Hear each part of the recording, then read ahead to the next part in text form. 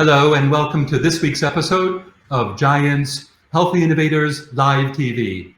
My name is Barry Shrier and I'm your host, and I'm very, very proud to bring you two amazing, interesting people who are doing great work in the world of healthcare, technology, and innovation.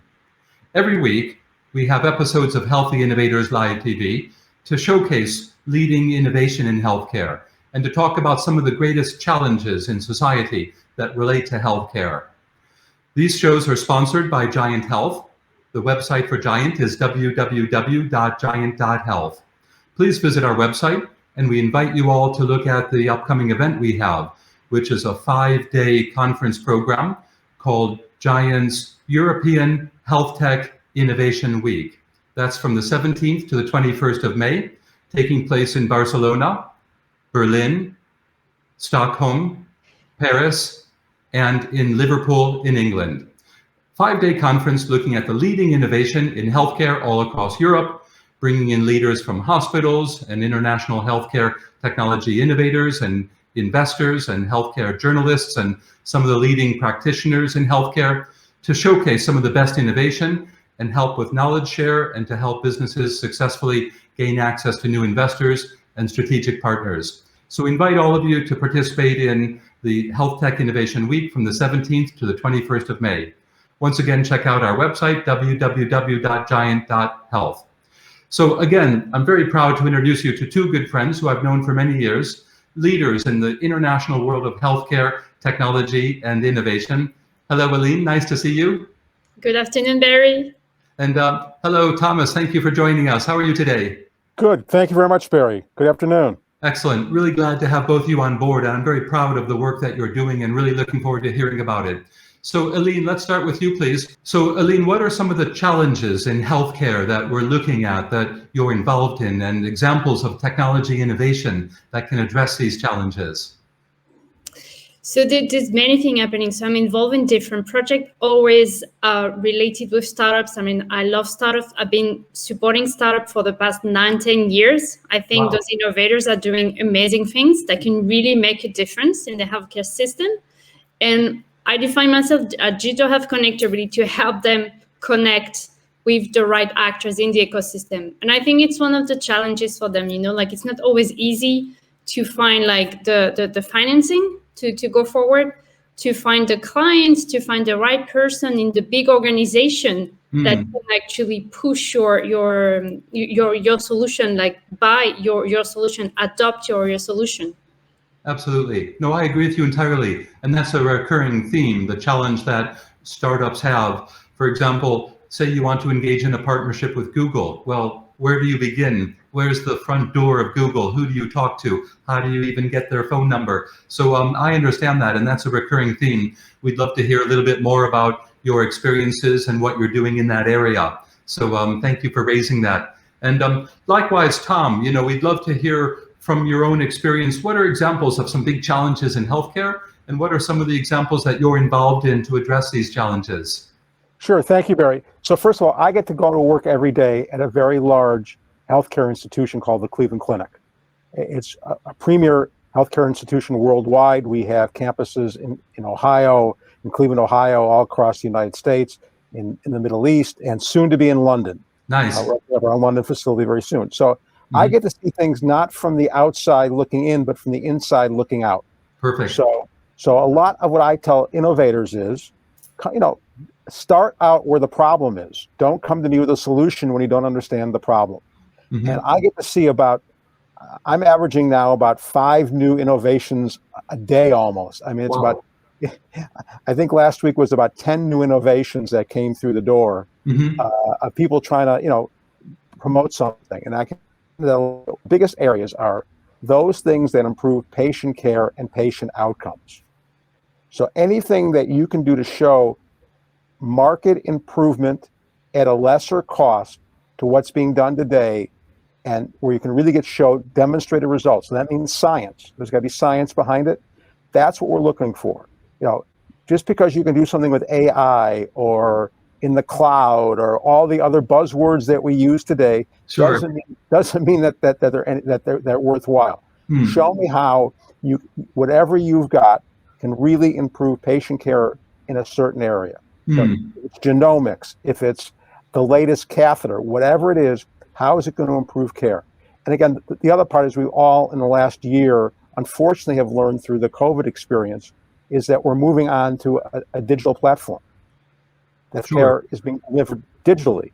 So the Cleveland Clinic in the year 2000, on January 1, 2000, we set a goal for ourselves to have 100,000 video visits during the course of 2000. Wow. Well, COVID rolled around, and in March, we had 100,000 visits. Wow. And that continued for the year. Yeah.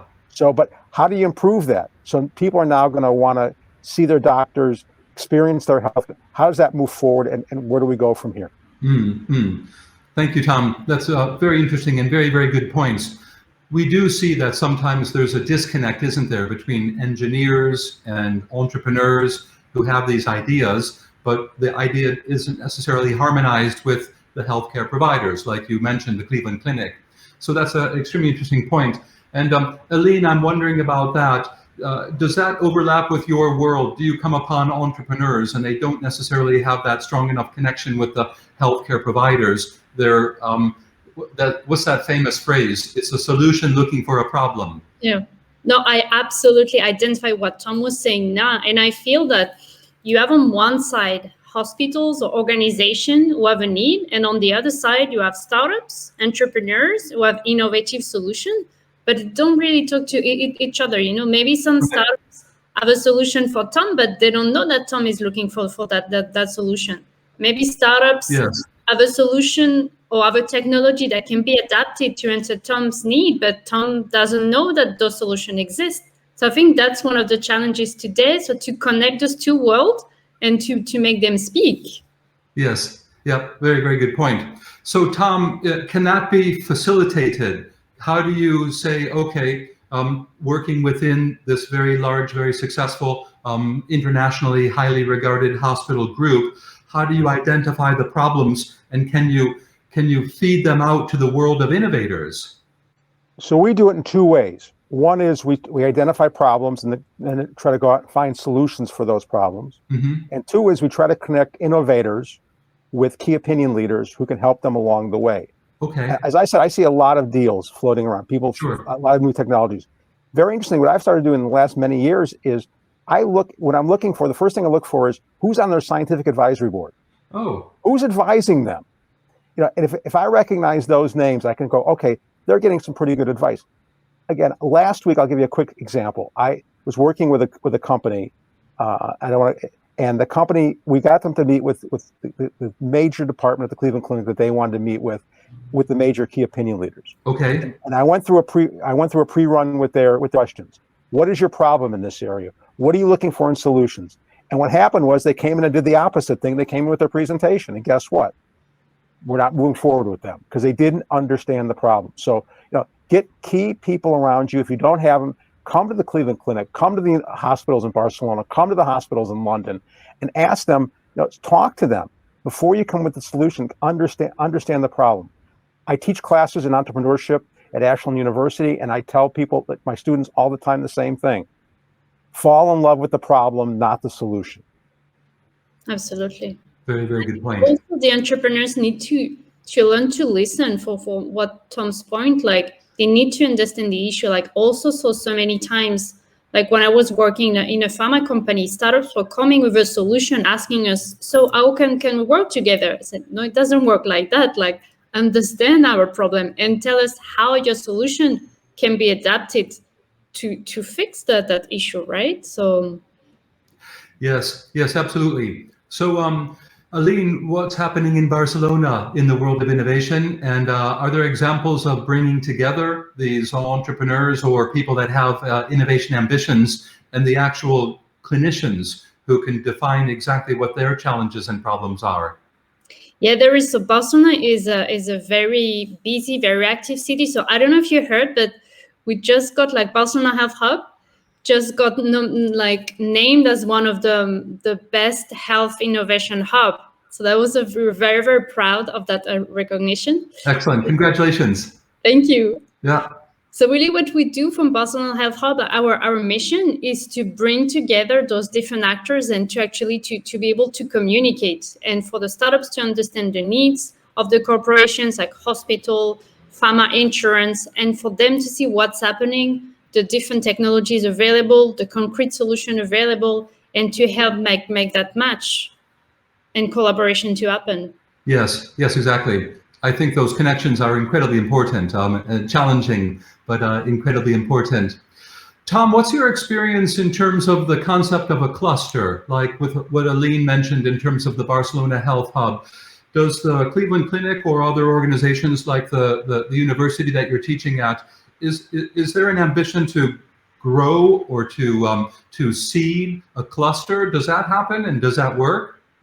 Sure. So it does. I spent 8 years as the business development director within the Cleveland Clinic for what was called the Global Cardiovascular Innovation Center. Okay. We received a grant of $60 million from the state of Ohio, Wow. the United States, Yeah. to build a cluster of cardiovascular companies in the state. We partnered with, it was led by the Cleveland Clinic. We partnered with university hospitals. We partnered with Case Western Reserve University. We partnered with University of Toledo and their pharma department, Ohio State University, University of Cincinnati, and others. So it was all Nice. across the state. And in a period of about 8 years, 10 years actually, we brought in and actually coalesced about 60 companies in the space, and that we were able to put a lot of expertise around that, and we were able to grow it. By the way, from the $60 million the state invested, those companies that we worked with went out and I think raised over $1.9 billion, and there's been a number of exits to major companies. One of the exits was a company called Explorers, which exited to IBM. IBM built the building right next to our campus at the Cleveland Clinic, and that's where Explorers and a lot of their digital health or big data is being run out of. So they do work. You know, the reasons why clusters work if you can get the expertise that you need around the cluster. So we took the Cleveland Clinic as an example, which is the number one heart, and we took that expertise and we blended it with everybody else and said, okay, let's bring in the engineering, let's bring in the science, let's bring in the pharma, let's bring in everybody, and let's see where we can work together. And that's and that made it work. So yeah, these things do work. Well, that's an amazing success story, and the numbers speak for themselves. So once again, you know, Tom, we're very proud to have you on board, and congratulations on what you guys accomplished over that journey. I think, though, there are people who are critical of the concept of attempting to engineer a cluster. I'm sure we have all heard of cities around the world who all say, we're going to be the next Silicon Valley and blah, blah, blah. So what are some of the challenges? I mean, you can't just say, okay, I'm going to bring together hospitals and investors and government supporters and entrepreneurs, and we're going to put them all in a building and we're going to mix them up and we're all going to have cocktails every Thursday night. What are the actual challenges, and why does it not work in so many circumstances? So one of the things that the Cleveland Clinic does, and the department I work in, the Cleveland Clinic does, Cleveland Clinic Innovations, we actually have spent time working with other around the world, helping people create an understanding of their. So I've been in places like China and Hong Kong and other places, Finland, talking to people. Okay. And the bottom line is that you have to have some core of expertise. So whether it's like I talked about the Global Cardiovascular Innovation Center, we had a core of expertise in heart care. You know, we're a leader in clinically doing that. So we were able to wrap that as the center of this. If you don't have some center point, whether it is Silicon Valley grew because of Stanford and the engineers. So you got to, what is your unique strength that you can build this cluster around? Everybody says they're doing a biomedical cluster. You know, they're in. I walk around the show Bio, which is a major health, and you see, Iowa and South Dakota, great places, but they're battling with everybody. Okay. What is it that's unique about Liverpool as opposed to Barcelona, as opposed to Cleveland? What do you got that's unique that's going to really build your program? And you have to have that. And again, we do studies. We have actually where their needs are and where their barriers are to get into that business. No, that makes a lot of sense. Does that jive with you, Aline, in terms of this concept of the unique angle or the center focus? Is there something like that in Barcelona within the healthcare world? Yeah, exactly. Well, I think we're lucky in Barcelona because we're at that sexy place where everybody wants to come. You know, we have the sun, we have the sea, we have the mountains close by, we have the art of Gaudi. So it's a very attractive city. So that's a good starting point. But then I think that's not enough. So what we're doing, for instance, in Barcelona Health Hub, which is I considered as a cluster on its own, no? It's really to understand the needs of the members, because a cluster is made of members, and what do they want? And I think you need to bring that glue that would bring them together, and that will make them happy, right? Yeah, so it's the same as when we were talking about the problem in the hospital before. Yes. What do they need? And to work around that to make them happy and to bring them value. And that will bring value to the ecosystem. Absolutely. Within Barcelona, Aline, are there any particular medical specialisms, or are there hospitals that have a particular focus, or is it covering quite a wide range of things in the world of healthcare? It's so we have one very top hospital for children, Hospital Sant Joan de Déu. And we have also, other top hospital like Vall d'Hebron is also top hospital, like University Hospital. Okay. Yeah, we're very lucky with that as well. Yeah, that's another attractive point here in the city. Clinic, the hospital clinic, they did really great during the COVID pandemic, for instance. Sure. I mean, Tom, the example you mentioned about what you call telemedicine and the goals of Cleveland Clinic, obviously, and the impact on the pandemic, I have to assume that what I have heard a lot is probably an experience that you have seen. We have had a lot of telemedicine businesses saying to us, look, it's a challenge to get clinicians to agree to move from the face-to-face to a telemedicine model. But of course, the pandemic maybe has nudged people, whether they want to be nudged or not, into the requirement to do more telemedicine. Do you think that's the case across America? And if the pandemic goes away, will telemedicine go away, and will people go back to their bad old ways? Well, I think in general, we've learned a lot during the COVID situation. And I say in general, people have been doing their grocery shopping online. They've been doing their banking online, and now they're doing their healthcare online. So I think people are finding an acceptance to it. There's a convenience to it. Do you really want to go and wait in a waiting room and go through all that and pick up the germs? And but again, if you have a common cold, if you can get that get it diagnosed and prescribed, people are going to say, yeah, I'll do it on my phone. So I think we're not going to go back in time. I think monitoring chronically ill patients through telemedicine is also growing. Yes. Now, the challenge likewise, Tom, asking you along the lines of what we were just talking about with Aline, from the perspective of investors and where do investors fit in the ecosystem, do you have to find them, or do they find you, or do you need to help the innovators you're working with figure out how to engage with investors? Absolutely. So in my time in this business, which is now over 20 years, more than 20 years, what I'm finding is that investors have moved further away from the startups, and that when I started in this business, venture capital came in very early. Okay. Venture capital is now coming in late, and what happens is you're relying on angels and wealthy individuals and others to fund early stage development. That's good money, but it doesn't provide you with the strategic advantage that you need. So these are not people who have expertise or often sophistication in the area that you're dealing with. They're investors. So you're not getting the kind of support that you need. You're not building the right kind of board that is going to push back. So when a venture capitalist who had many years of experience got on an early stage board, they were able to help direct the board. Okay. Now they're saying, show it to me after you've got $5 million in sales. Show it to me after you got $10 million in sales. Wow. And that's a challenge. Sure. And then in the United States, a lot of people will also rely on government grants or grants to fund their early stage development, which is good, but it also takes them in ways that are not necessarily commercializable in areas of research. And they're answering specific questions that may or may not, in the end of the day, help them commercialize their product. So yes. money is a problem, and it's a challenge.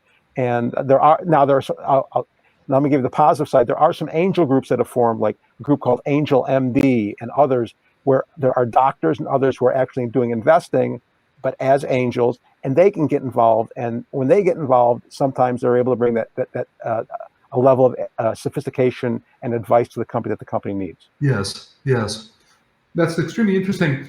So Tom, let's say, for example, 20 years ago, as you mentioned, the institutional private equity investors, the VCs, would come in at an earlier stage, and they would take perhaps a seat on the board, and they would lend their wisdom, their sophistication, their strategic capabilities to the board. If that's not available so much now for earlier stage businesses, because the VCs want to come in at a much later stage, who can fill that role for the early stage venture? Who can sit on the board and lend that wisdom, that sophistication, that strategic insight? So it's interesting. One of the first bioscience companies I ever got involved with was a very exciting company in the wound healing space. The guy raised money. The founder raised money from all of his friends, and he put all of his friends on the board. Oh, but they couldn't tell him no. no. And at the end of the day, the company died because they made a whole bunch of bad decisions and didn't understand the biomedical space. Okay. So they got FDA approval, but they didn't have reimbursement. They didn't have anybody. The insurance companies weren't paying for them. So guess what? You got a product that's $1,400 a week to use. No one's going to pay for it out of their pocket. They lost their market because no one could tell them. So what I say is, for a small amount of a percentage of your company, you can bring advisors on, find people in the field, find people who just stepped down from companies, and offer them, 0.5%, 1% of your company. Listen, sure. I tell everybody, 50% of something is better than 100% of nothing. Don't give away everything, but find 3 or 4 people who can really help you. Find 2 or 3 people on your scientific advisory board, and then the most important thing is listen to them. Listen to them. They're going to give you and take their advice, and that's what you got to go out and do. But and then you need to find as much as possible what I can consider to be sophisticated investors, people who know your field. Yes, yeah, that's a very good point. Is that your experience, Aline, in Barcelona? Are you also trying to collect advisors or mentors that can help these innovators? Yeah, I think also to what you were saying before, another way to get some support, like strategic support. You've got now more and more like incubator, accelerator also playing that part. There's a lot of mentors involved that can really help you to answer those questions in the right direction. So I'm involved, for instance, with an incubator in Berlin called Vision Health Pioneers. Yeah. And so the Senate of Berlin is giving some money to support the startups during the 9 months of the program. Yeah. And on the side, the team is doing an amazing job bringing a lot of different mentors. I think it's just incredible. Like they just ask and they get someone that can answer their questions, being someone with experience in pharma, regulatory. So it's different level. It's not advisor, but I think that's another way to get help and to get advice on which direction to take. But I really agree with Tom that that's the way to go now. You build your own advisor team. Yes, exactly. So Barry, the one thing that's challenging is when the investors were doing it, the investors own stake in the company. The investors are going to be the investors in the future of the company. And that forces the founders to listen to them. So when you're just sort of an advisor who's got a 0.5% of the company, haven't put any money into the company, a lot of the founders stop listening because they don't want, they may think they know it better. Yeah. And again, when you're sitting on the board and you're the funder, you can direct traffic a little bit stronger, and I've seen many cases where, the VCs looked at the founder and said, sorry, you're out of the company because you're not listening. Not a great thing, but, so it's what's the muscle you got behind you? Mm-hmm. Mm-hmm. No, very, very good point.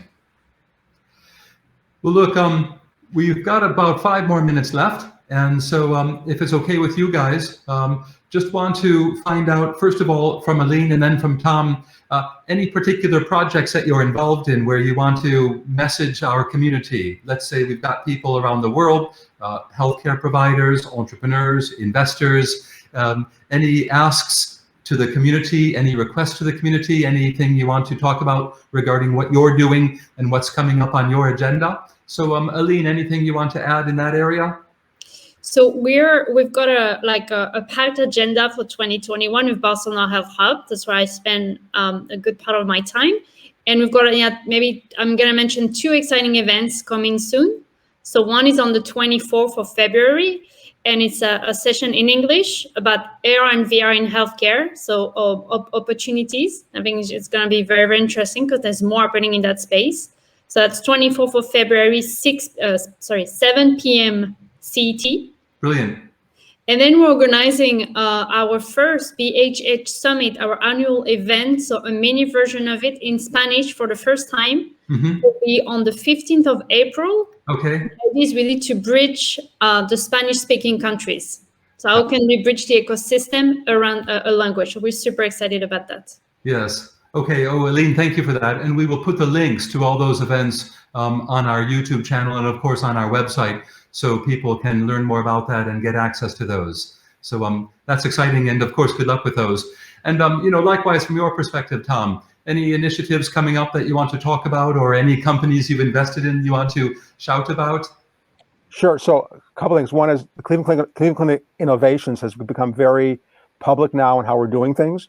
That means we're running webinars, we're running, we have podcasts, we've got regular programming going on. If you go to our website, you can download it, you can log in. We have Transformational Tuesdays where we have people talking about a variety of different issues. And again, you're hearing about it from the clinician side and from the innovator side. So take a look. In October, we will hold our, I think it's now our 15th or 18th, I think, annual Cleveland Clinic Innovation Summit. Again, this one will probably be virtual as well. Last year's was virtual, so you can look into that. And the last thing is we do consulting work. We do work out in the field with companies, with ecosystems to help them grow and prosper, so to speak. So we'd be happy to talk to you about how we can serve your area, okay, and how you can access clinicians and others to make sure that what you're doing is meeting a strong clinical need. Yes. We view ourselves as being responsible for healthcare a little bit, and we want to make sure that everybody and innovation. The Cleveland Clinic is just celebrating our 100th year anniversary. Nice. And it's we were founded on a pillar of innovation, and we're continuing that forward, and we're happy to share that with you. Tom, that's fabulous. So is the website just Cleveland Clinic? ccf.org/innovations. ccf.org/innovations. Innovations. Okay, good. We'll put those links, of course, on our YouTube channel and on our website as well. Great. We appreciate that. Super.